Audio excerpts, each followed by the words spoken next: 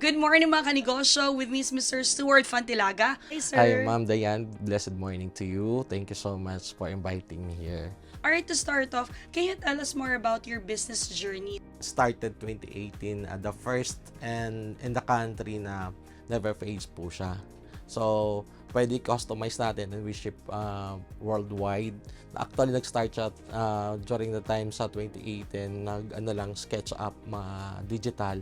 Tapos, marami yung demand.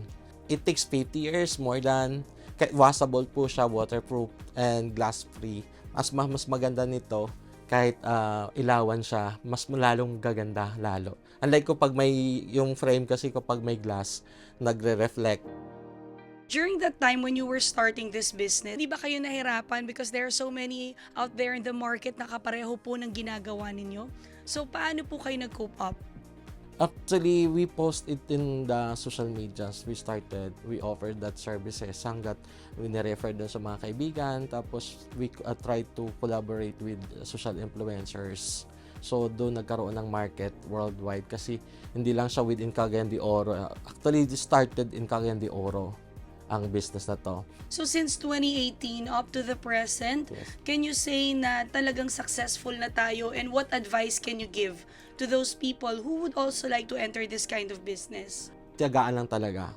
Pangalawa, alagaan yung mga customers, mga previous customers, because that give you more customers.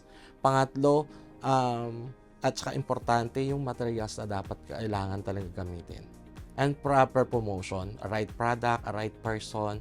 And hindi naman siya mahirap siya i-market eh. Kasi ang pinaka-ano namin doon, pinaka-team namin, we value memories.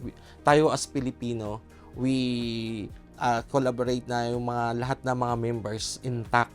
Kahit wala na sila, kahit minsan wala, pwede natin sila i-insert. So, we value family ties on this kind of industry.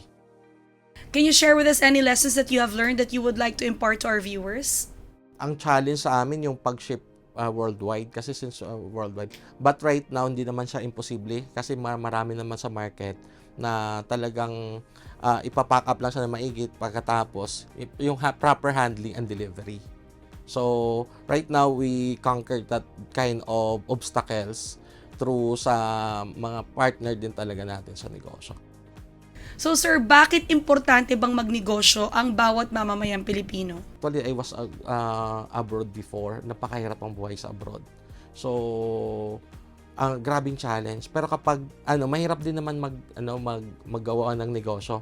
Pero ang masarap doon kapag naging matagumpay ka sa negosyo na overcome mo lahat ng mga challenges at maging successful, that is the most rewarding.